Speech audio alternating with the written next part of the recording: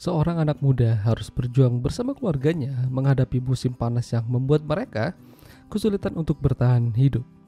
Ditambah dia juga mengalami masa puber yang membuat dirinya ingin tahu banyak hal tentang begituan. Ya, film dengan judul Beyond the Horizon yang dirilis pada tahun 2020 yang lalu ini akan menceritakan kisahnya. Film ini berlatar belakang pada tahun 1976 di Eropa. Kala itu, Eropa sedang dilanda kekeringan dan gelombang panas yang menjadikan kekeringan terburuk dalam sejarah. Sementara pemuda ini adalah Gus. Di usianya yang akan menginjak remaja, Gus ingin tahu banyak hal-hal baru, termasuk keindahan-keindahan yang lain. Ya, tahu aja lah maksudnya. Dia pergi ke toko dan mengambil salah satu buku dewasa untuk dipelajari. Kekeringan dan panas membuat banyak hewan ternak tidak bisa bertahan. Tidak ada yang bisa ia lakukan kecuali dia harus balik ke rumah dan membantu orang tuanya. Ibunya yang bernama Nicole sudah menunggunya di rumah dan meminta Gus untuk membantu ayahnya di peternakan. Bersama dengan Rudy, sepupunya, mereka membantu ayahnya yang bernama Jean mengurusi ayam-ayam yang mati akibat kepanasan.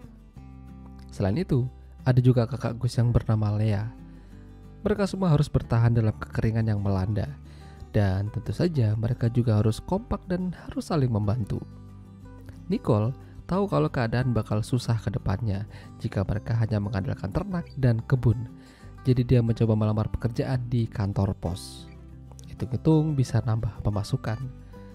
Terkadang Gus juga membawa kudanya untuk jalan-jalan supaya tidak stres. Dan kala itu dia ketemu sama seorang wanita bernama Sisil. Dia mengaku teman dari ibunya. Ya, hari demi hari ayam-ayam dan kambing mereka banyak yang tumbang. Mau gak mau, mereka harus menguburnya jauh dari rumah. Ya, itu adalah tahun susah bagi mereka yang menjadi peternak dan petani. Bahkan, mereka juga harus menghemat air. Jika tidak diperlukan, tidak boleh menggunakan air apalagi untuk main-main. Sore itu, Sisil datang ke rumah, ya sekedar berkunjung. Mereka menerimanya dengan sangat baik. Dan terkadang Gus memperhatikan senyum para wanita-wanita yang sudah matang ini. Kira-kira apa yang ada di benaknya?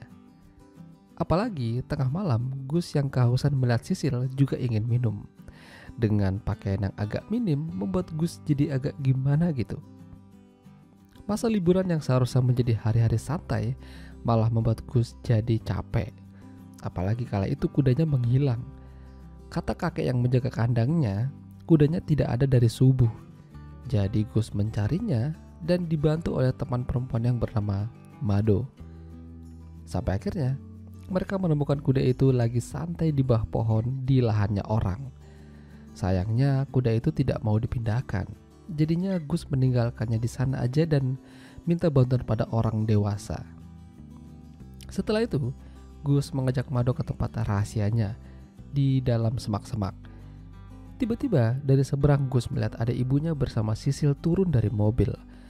Awalnya mereka mengira hanya ngobrol santai aja, tapi tiba-tiba mereka malah cipokan dan itu membuat Gus jadi jijik dan kabur.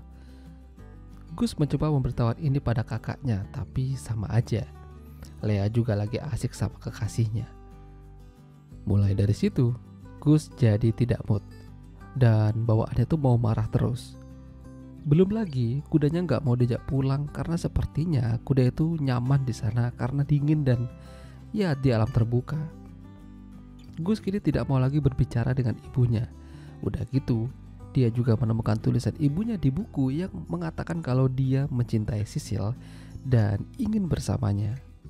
Tentu saja Gus makin kesel. Pokoknya bawaannya marah terus kalau ketemu sama ibunya. Ya, ibunya tidak tahu mengapa Gus jadi seperti ini. Belum lagi, malam itu Sisil kembali datang dan makan bersama di rumah. Cuaca yang panas dan ekonomi yang makin memburuk ditambah hewan ternak yang pada matian membuat emosi Jin jadi agak naik. Kali itu Jin bertanya mengapa air di rumah mereka tidak jalan.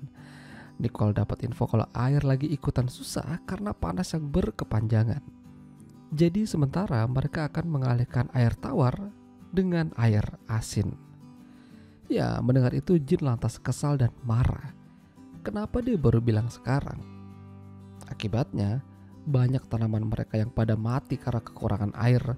dan gagal panen. Makin kesini keluarga mereka tuh makin emosi dan mempermasalahkan hal-hal yang kecil. Lea yang biasanya mau pergi keluar bersama teman-temannya aja nggak diperbolehkan oleh ayahnya. Tapi Nicole membela dan mempersilahkannya pergi, asalkan pulangnya sebelum jam 10 malam. Dan itu menimbulkan perdebatan di antara ayah dan ibunya Gus. Keluarga mereka ini makin lama nih makin kacau, pokoknya makin berantakan.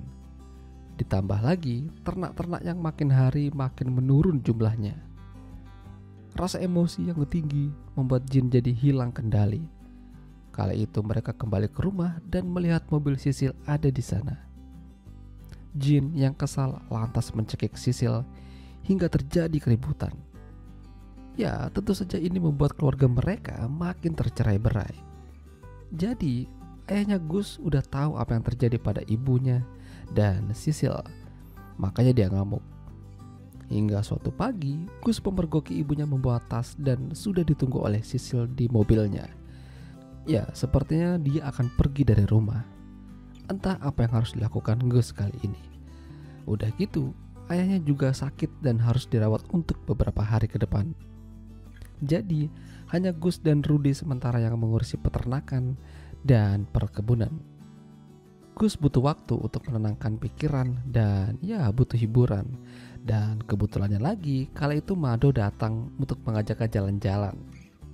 Ya, mereka jalan-jalan pergi ke sebuah tempat rahasia yang ditemukan Mado baru-baru ini. Mereka berenang dan di sini mereka tuh malah cipokan. Ya, itu adalah pertama kalinya bagi Gus. Pulang-pulang cuaca dalam keadaan mendung dan akhirnya turun hujan. Ini adalah berkah. Tapi tetap aja masalah bagi Jin. Mereka pergi ke kandang ayam menyelamatkan dari air yang masuk ke dalam. Malam itu badai juga makin kencang dan membuat Rudy tertimpa tangga lalu kesetrum. Hingga akhirnya dia tuh tewas. Belum lagi kudanya juga telah mencapai masanya. Gus sangat sedih. Harus ditinggal ibunya, sepupunya, dan kini kuda kesayangannya.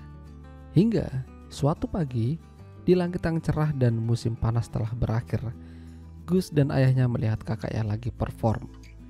Dan di sana ternyata ada ibunya Gus juga. Gus yang melihat itu lantas buru-buru memeluk ibunya, seraya kalau dia dan mereka akan baik-baik aja. Dia akan menjadi pria yang bertanggung jawab dan akan menjadi pria yang bisa diandalkan, meskipun tanpa ibu di sisinya. Itulah tadi alur cerita film Beyond the Horizon. Jika kalian suka dengan video ini, jangan lupa untuk tinggalkan like dan sampai jumpa lagi.